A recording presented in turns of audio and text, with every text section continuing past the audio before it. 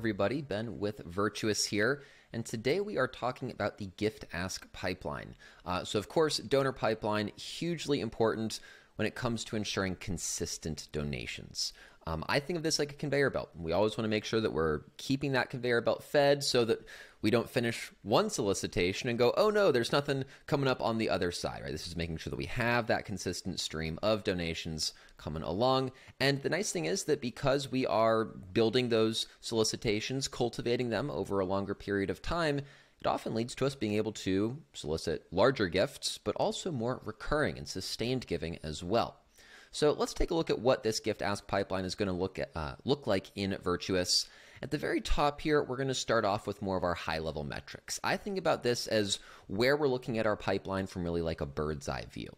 So of course, at the top, I'll be able to select whose pipeline I'm looking at currently, my own. I'll be able to choose the time frame that we're analyzing, and then I'll see in that pipeline the total gifts that I have incoming, how much are forecasted to close based on the likelihoods to close that I've plugged in, and then finally how many gifts I've actually received. So across all of these, we're going to see both that dollar amount and the percentage, whichever you prefer to use to kind of pace yourself towards those goals. As we get down into the actual pipeline, we'll be able to see some of those customizations really come into light. So first of all is going to be the actual stages of our moves management. I have qualification to cultivation, solicitation to committed, and then of course to closed as we get further down the way.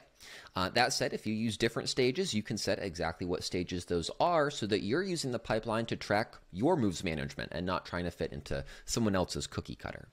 Beyond that, as we said, those percentages at each stage that indicate how likely that ask is to close is what is going to feed up to that forecast so that you have a better idea of where you are in terms of, hey, throughout the quarter or throughout the year.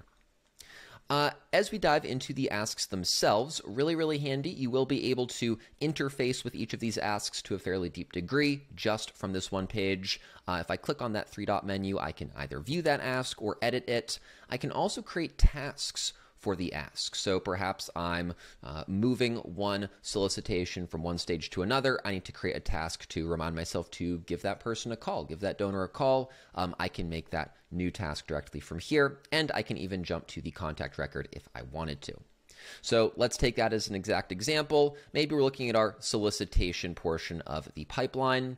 I've got this gift for $15,000 that I'm trying to solicit from Ken and Michaela. Well, okay, something's occurred that I'm ready to move it from solicitation to a committed ask. I can simply drag and drop it to that new stage. And then like we said, from here, I could create a new task for myself, whether that's to send them an email with some additional information or maybe to give them a call to clarify some of those details.